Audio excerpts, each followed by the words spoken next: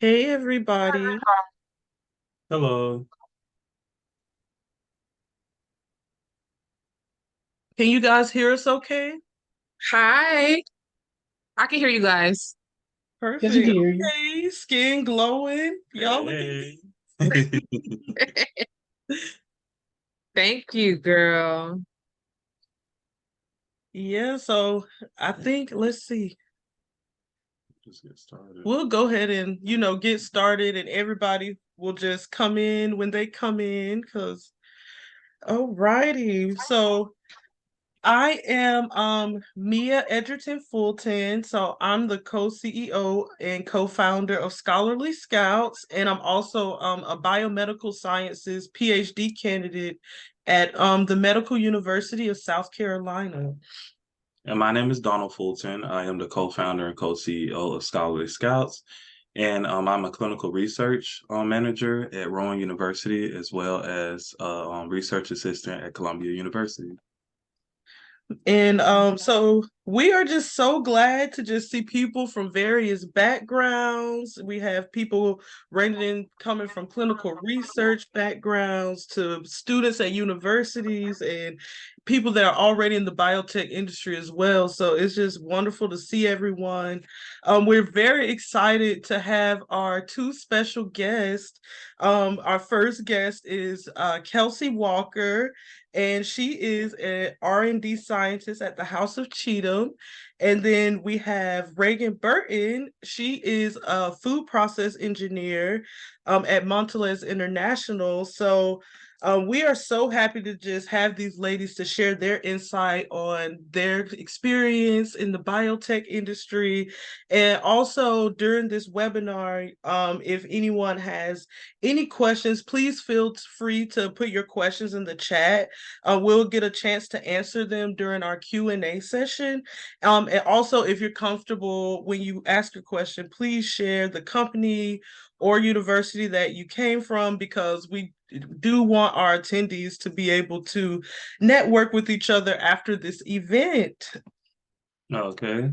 I just, want to tell everyone thank you for showing up today to be able to network and learn of things about the biotech industry. And I'm just excited to, share, excited to have the platform to be able to, give this information to you guys. So I definitely don't want to waste any time. I want to go straight into questions. I definitely want to, we're going to start with Rae'gan first on the question, and then we're going to go Kelsey. So, how do I identify and market my transferable skills when applying for industry jobs? Great question. And again, I'll just reintroduce myself. My name is Rae'gan Burton, and I'm a food process engineer at Mondelez International. And your question again, it goes back to marketable skills, correct? Correct. How do I identify and market my transferable skills when applying for industry jobs? And okay, and I think for that, I think it's really big on just selling your strengths. And I think within this industry, we're really big again, like our uh, science and engineering background. I would say like our your analytical skills. We analyze a lot of data. We have to go over a lot of stats, a lot of trends. So being able to analyze and um, basically, I don't say regurgitate, but being able to process that data in terms of what's going on with that. And also the ability of project management. So basically coming up with a project, executing a project, and also very, very important part of it is being able to sustain that project. So I think those are two of the biggest skills that we have to try to market in terms of becoming or a process engineer within my field. Okay, thank you so much for answering that. Kelsey? Hi, guys. Just to piggyback off of Reagan, I completely agree with her in terms of what she said. I might add just to kind of identify your areas of your strengths, and it's important to identify your weaknesses too, not necessarily to um market that, but to be aware of that. And how you would market your strengths is to basically just whatever position that you're interested in, just try to read up on it 110% as a company and see how you can help the company grow or what asset you could be to the company. So if they're looking for somebody with, like Rae'gan said, a lot of analytical skills, be sure to highlight your analytical experience so that you can stand out and be a better candidate, because it's very competitive out there. You two made such excellent points, and I think some of the things you guys highlighted are great for people who also don't have that scientific background. So, I was saying we have so many people that come from various backgrounds. So even just, the skill set in HR setting or as a talent acquisition specialist or something like that is just great to identify, if you highlight your marketing skills or whatever skills that you may have. So those are some excellent points that you guys made. And can I add one more point to that? Sorry for interrupting, but in terms of weaknesses, I would really cape on being able to your eagerness to learn.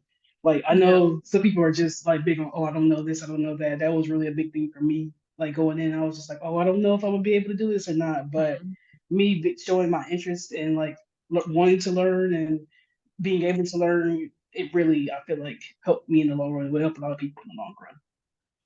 And just to add, I'm so sorry, good point. But I also want to make it clear that while hard skills are very valuable to companies, it's also very important to invest in your soft skills, because that's very important. It's not all about, what technical skills you know, but can you work with a team? Are you creative? Are you a critical thinker? And it's just be sure to highlight those, because in the end, those are what employers look for as well. Are you a good team member, and how can you work well within the team to accomplish goals? Thank you for sharing that. So this leads into my next question. What are aspects that you like about the biotech industry? Okay, well, I'll just go ahead and answer. Well, some of the aspects I like is the versatility of it all. Because I work with hair products, so I get to create a lot of different formulas for the girls and the guys, and a lot of us have different hair types, so I could then cater to what the consumer want. And I will also say helping the public resolve some of the issues that we may have, because I know that I have a lot of dandruff in my head, and I know some people may deal with frizziness or dryness. So if I'm able to address those issues within the public and they're happy with my product, then I would love it. One more point I would like to make is communicating with the community in terms of like surveys, in terms of studies and trials. So whenever I come out with a product, then I'll take that product to a salon and then, test that on those consumers. So I like being able to interact with the community, because I feel like because I am a part of the community and I want to be able to give back in that way. So that was so beautiful. I love that, Kelsey. Thank you, Mia. Oh, well, you go right ahead, Rae'gan. The floor is yours. No problem. But she pretty much summed it up. It's the same thing for me. I love being able to be versatile and like plan and execute trials and experiments to improve our products. So like recently, I was we had a big trial where we really like locked in with a group of like different subject matter experts, and we were trying to improve on the premium package, which is the engineer. I'm the engineer for that line, and just going through the process of like, okay, you have to plan, do all the math and science, actually executing it, and then building a sustainability plan, and just seeing how it's working and or seeing the benefits of your work like right after. It's like I think it's like a 30-day turnaround in terms of like when our products are hit the shelves after we make it. So being able to receive that feedback and see all your hard work paying off like immediately, like the rate of return, I really enjoy that. Excellent. So I guess one of the next questions we kind of want to ask you guys. So what type of pathways can provide good entry points into the biotechnology industry? Would that include things such as internships? Like what are some different ways that people can get involved? Like you said, I think the ways to get involved into this industry are through primarily internships and also other research opportunities. Also, I would probably hit on just being versatile in the industry, like not just working primarily with like I know in biotechnology a lot of it's kind of focused in medicine, but like working in food, working in beverage, working in natural resources and other biological and chemically based products, showing that you're showing your versatility in things in internships and within research, industry, academic related internships. Those are very big pluses in terms of like getting into this career. Just to piggyback off of Rae'gan, I do in MIA, the internships are very big. Also scholarships. Scholarships not only give you money to pay for school, but they also create connections for you in your industry, in the biotech industry, in any other industry, but we're focusing on biotechnology. And then also, this is a big one. This is a big one. I say professors, through your professors, your counselors, and your senior peers. So if you're a freshman in school, and a senior is having in your same major, and they are, they know a little bit more than you, so it's good for you to kind of make connections with them, to be friends and kind of pick their brain to see like where you should go with it. That's an excellent point, Kelsey, and I'm glad that you mentioned, networking with professors to kind of leverage that and get to where you need to be. It's also another opportunity too for students who are interested in going into either biotech or medtech, called the Scientist Mentoring and Diversity Program, and you can get a chance to go to companies and tour the company and stuff and have a actual industry mentor. So that's another pathway too that's good for people to get in. Okay, so for our last question before our Q&A, so we'll have some time for that, is what are some of the biggest challenges you guys have faced transitioning into the biotech industry?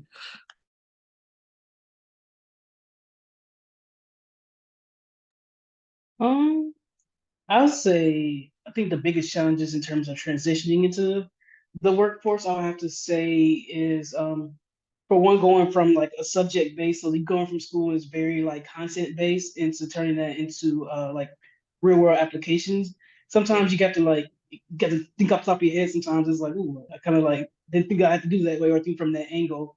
And also finding that balance between I guess what's the word, for conflicting parties and conflicting issues. Like again, we're working on a team. A lot of us we all have different goals, but we all have the same ultimate goal. And sometimes we all want to accomplish that in different ways. We have different ways that we want to get things done. But at the end of the day, we have to come together and get to that common goal. So and sometimes that's just kind of like it takes a little work with that sometimes, but that's pretty much the two troubling things that have within this or transitioning into the professional world. That's a great point, Rae'gan. I definitely didn't think about that, the education base and then turned it into like your company, because it's all about numbers when you work at an industry. Your company wants you to reach a certain number, and sometimes you may not know the answer, but honestly, if I'm going to be honest with you guys, Google, if you have to use Google, sometimes use it, in your textbooks, you can use that too. But one of the challenges I feel like I've faced transitioning into the biotech industry is, I'm not sure if you guys heard of it, but it's called imposter syndrome. And sometimes I feel like, what am I doing here? Like so many of my colleagues and peers are so much more, I'm not gonna say so much more, but I feel like they know a little bit more than I do. So sometimes I feel like I don't belong here, but that's totally normal. And I know that I do belong because I'm there, and I put the work in my undergraduate education. Also, the increased workload and how to manage that, because it's so many projects that I have to attend to that sometimes sometimes I may slip up and forget about something that's not big, but it's something that I shouldn't forget about. But just how to manage that and how to be productive and hit my deadlines, I feel like that's a challenge that I face as well. I'm glad that you guys shared that because definitely there are some differences, at least coming from the university space into the industrial space. So I know sometimes that can be a challenge. And I'm even learning from you guys right now. And, I just think this is amazing, just learn about a new industry and how, to get into that industry. If you guys have any questions, just please feel free to ask them in the chat. So I guess just one last question that I wanted to ask you guys is, I know just in terms of just working in general, how do you guys feel about your work-life balance and how do you guys manage your time working in industry position? Okay, well, that's very important to me, a good work-life balance. I guess for me, I'm pretty lucky because I literally work like 2 minutes away from my apartment. So the commute is not bad, okay? So I think that's a very like big thing because especially like Atlanta, like the traffic is crazy. So I feel like not commuting like hours to and from work, that contributes to my, work-life balance and the fact that a lot of companies are different. So it's very important for you guys to ask about the company culture when you go on these interviews and see how they run their day to day.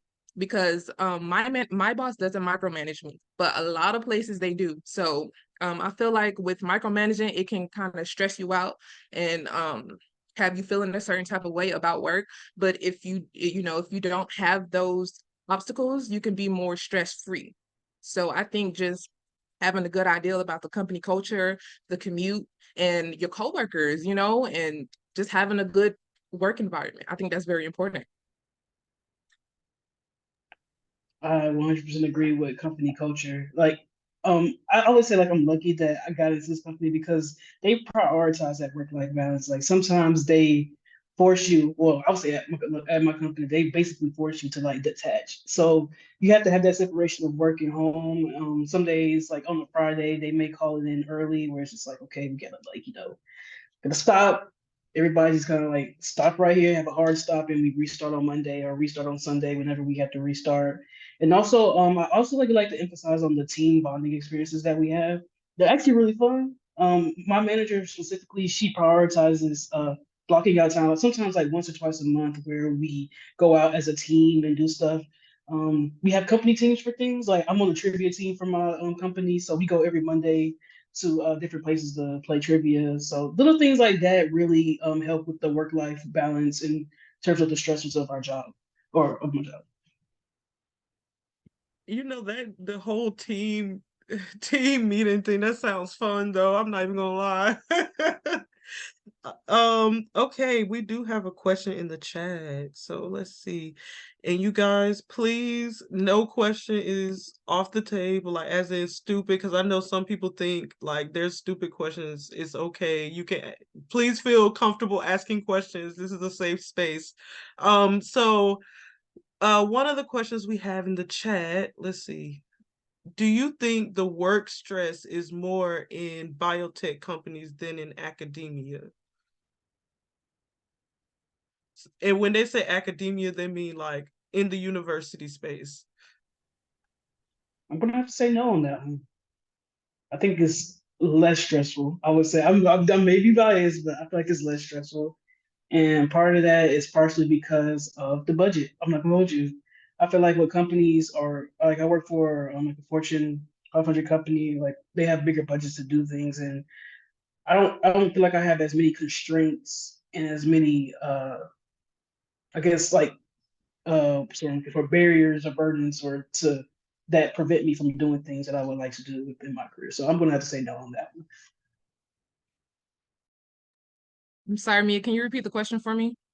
Sure. So the question was, do you think that work stress is more in biotech companies than in academia? In academia means like, you know, universities. Um, Honestly, I I don't think so.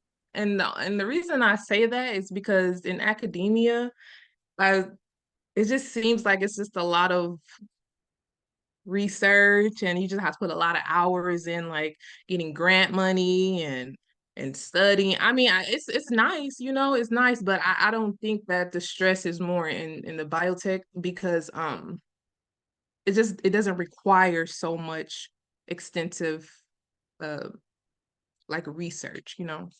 So that's what I feel like. That's a good point because we both are in the academic space right now. And sometimes it can feel like it's never ending, and you're just going around putting out fires, and Yeah. yeah, like you're paddling. Yeah. So I definitely get the comparison with industry and academia. One of my questions that I have for you, and this is for both of you guys. Did you plan on going industry, or like is that something that happened? Like was this something that you thought you were gonna do, that you fall into it? Just pretty much like how did you get where you are today? So I didn't I wanted to be in academia. Like when I graduated from Savannah State University, I wanted to go to graduate school. But when I graduated, COVID was happening, and it was just a mess out there. And I decided to see what was out there in terms of jobs. But I did plan on going back, but I just didn't get around to it because I got so comfortable with making X amount of money and living a certain type of way. Because I know in graduate school, I know you guys don't have a lot of funds, and I was just like, and then the industry I'm in, like I was so happy that I fell into it, because at first I wasn't really happy with going to the industry because I thought that I was better than that. It was very repetitive work, and I was like, well, I have a whole degree and I'm very smart, so I should be doing more. But luckily I was able to find cosmetic chemistry, and I was shocked because I never knew that that was an option for me back in school. So I'm kind of glad that I took the route that I did, and I would go back to school if I really felt like I needed that. So